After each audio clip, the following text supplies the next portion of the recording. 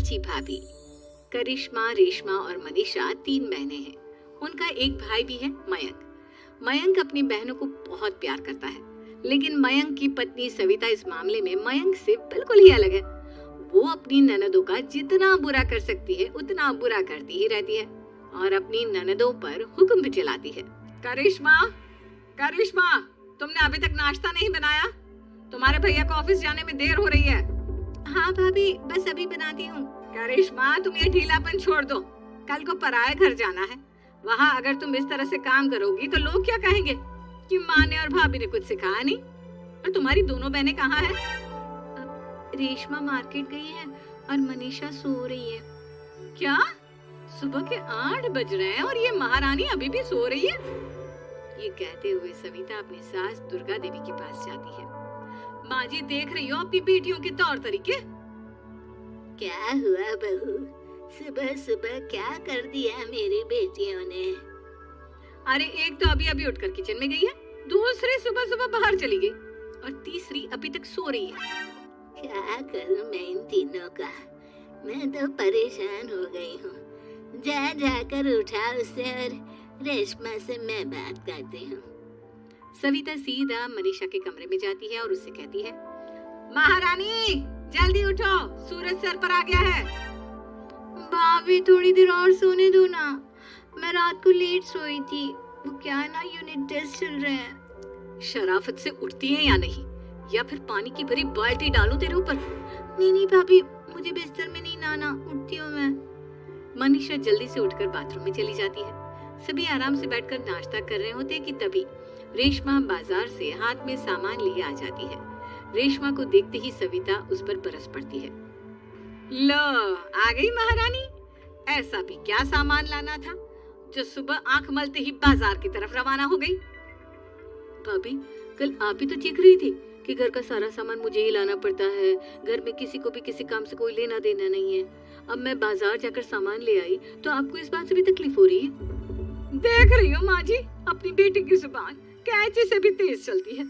और मयंक, आप तो कुछ कहेंगे नहीं अपनी लाडली बहन को? रेशमा, अपनी भाभी से ऐसे बात नहीं करते। चलो माफी मांगो। भैया, मैं क्यों माफी मांगू? आप भाभी से बोलिए ना कि हम पर कम हुक्म चलाया करे।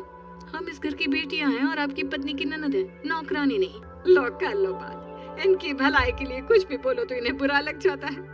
इस घर में यही इज्जत है मेरी। देख लो माँ जी, आपकी बेटी किस लहजे में मुझसे बात कर रही है। सविता वहाँ से चली जाती है। मयंक को बहुत गुस्सा आता है, वो भी वहाँ से चला जाता है। फिर करिश्मा रेशमा को समझाती है। रेशमा, तुम्हें भाभी से माफी मांग लेनी चाहिए थी ना। लेकिन दीदी, मैंने कुछ किया ही नहीं, तो मैं माफी क्यों मांगू? हाँ करिश्मा दीदी, रेशमा दीदी जैसे ही घर में आई भाभी ही उन पर चिल्ला रही थी।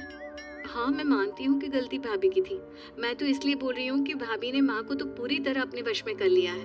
वो हमारी बात सुनती ही नहीं। मयंक भैया हमारे लिए हमेशा खड़े रहते हैं, इसलिए उनकी बात का मान तो तुम्हें रखना चाहिए था ना। कोई फायदा नहीं दीदी, कुछ दिनों की बात और है, भाभी उन्हें भी हमारे खिलाफ भड़का देंगी। फिर वो भी माँ की तरह हमारी किसी बात का विश्वास नहीं करेंगे। इसी तरह सविता अपनी तीनों ननदों को किसी न किसी बात पर परेशान करती रहती थी। एक दिन मयंक अपनी तीनों बहनों के लिए गिफ्ट लाया। क्या रेशमा, ये तुम्हारे लिए हार का सेट। रेशमा, तुम्हारे लिए सुंदर सी ड्रेस। और मनीषा, तुम्हें किताबें पसंद है ना, तुम्हारे लिए किताबें लाया हूँ। थैंक यू भैया। थैंक यू भैया। थैंक यू भैया। करिश्मा, तुम्हारा नेकलेस कितना सुंदर है, ये भैया कहाँ से ले आए होंगे? मैंने भैया को 3 दिन पहले फोन पर ये डिजाइन दिखाया था और आज भैया ये ले आए। सविता तो अपनी ननदों के गिफ्ट्स देखकर जल गई और करिश्मा का नेकलेस तो उसे भी बहुत पसंद आया था। अपनी बहनों के लिए कितना अच्छा नेकलेस लेकर आए हैं, मुझे कभी कोई गिफ्ट नहीं दिया। मैं आज ही ये हार चुरा लूंगी। रात में सविता करिश्मा का हार चुरा लेती है और इसी तरह उसे अपनी ननदों की जो भी चीज अच्छी लगती वो उसे मांगती नहीं, बल्कि रात के अंधेरे में चुरा लेती। इसी तरह दिन बीतते गए और सविता ने मयंक के दिल में भी उसकी बहनों के लिए नफरत पैदा कर दी। एक दिन मयंक ने करिश्मा और रेशमा के लिए रिश्ता देखा और ये बात उसने घर में सबको बताई। माँ, करिश्मा और रेशमा के लिए बहुत अच्छा रिश्ता आया है, वो लोग कल इन्हें देखने आ रहे हैं। आप और सविता मिलकर सारी तैयारी कर लेना। ये सुनकर करिश्मा और रेशमा खुश हो जाती है, लेकिन सविता सोचती है अगर इन दोनों बहनों की शादी हो गई तो घर और बाहर का काम कौन करेगा?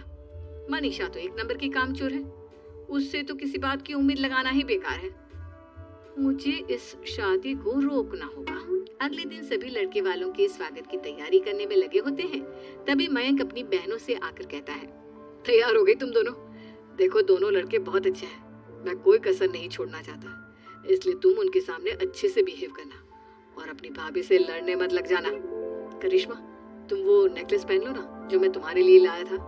भैया मैं बहुत देर से वो नेकलेस ढूंढ रही हूँ, लेकिन मुझे मिल ही नहीं रहा। क्या तुमने नेकलेस खो दिया? तुम्हें पता भी है वो कितना महंगा था? तुम कोई काम ढंग से नहीं कर सकती। मयंक गुस्से में वहां से चला जाता है। थोड़ी देर बाद लड़के वाले भी आ जाते हैं। वो दोनों बहनों को पसंद कर लेते हैं और रिश्ता पक्का हो जाता है। लेकिन सविता के दिमाग में तो कुछ और ही खिचड़ी पक रही थी।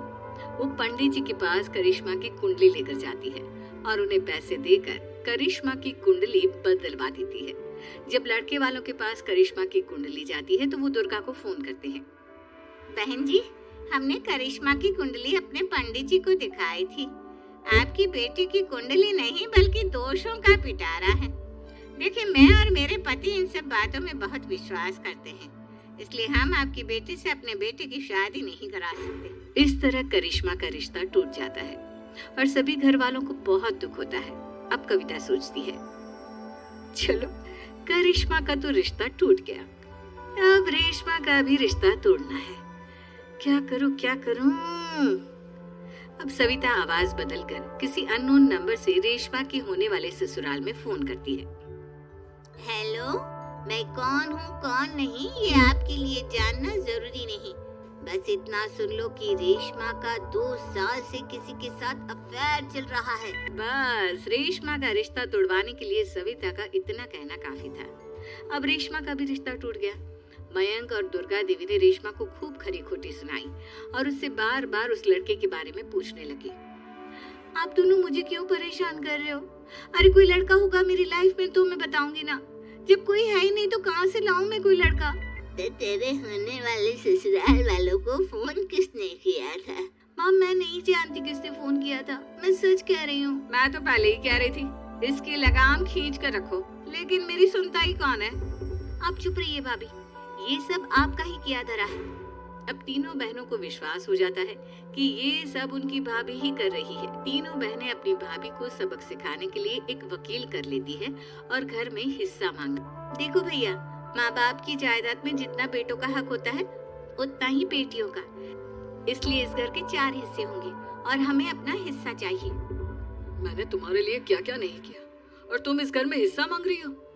भैया, आप और माँ हम बहनों की कोई बात नहीं सुनते हो और भाभी हमारी शादी नहीं होने देगी क्योंकि उन्हें लगता है कि आप हमारी शादी में ज्यादा पैसा लगाओगे और उन्हें हम जैसी फ्री की नौकरानी कहाँ मिलेगी। तो हम भाभी के साथ तो रह नहीं सकते, हम बहनों को अपना हिस्सा चाहिए। अरे तुम्हें शर्म आनी चाहिए अपनी भाभी पर ऐसा इल्जाम लगाते हुए, वो तुम्हारे बारे में कितना सोचती है। हाँ माँ, भाभी हमारे बारे में बहुत सोचती है, दिन रात बस यही सोचती रहती है कि किस तरह से अपनी तीनों ननदों को परेशान करूं और कभी मुझे पढ़ने भी नहीं देती। दोनों बहनों का रिश्ता भी तो इन्होंने ही तोड़वाया है और रात में हमारे कमरे में आकर हमारी चीजें भी चुराती है। इसी तरह सविता की तीनों ननदें अपनी बात पर अड़ी रही। अब कोर्ट में तारीख भी शुरू हो गई। जब सविता को लगा कि उसकी तीनों ननद इतनी आसानी से नहीं मानने वाली, तो उसने अपने पति और सास को सारी सच्चाई बता दी और अपनी तीनों ननद से माफी मांगी। मयंक और दुर्गा को भी अपनी गलती का एहसास हो गया। अब सविता खुद करिश्मा और रेशमा के लिए अच्छा रिश्ता ढूंढती है और उनकी शादी करवाती है।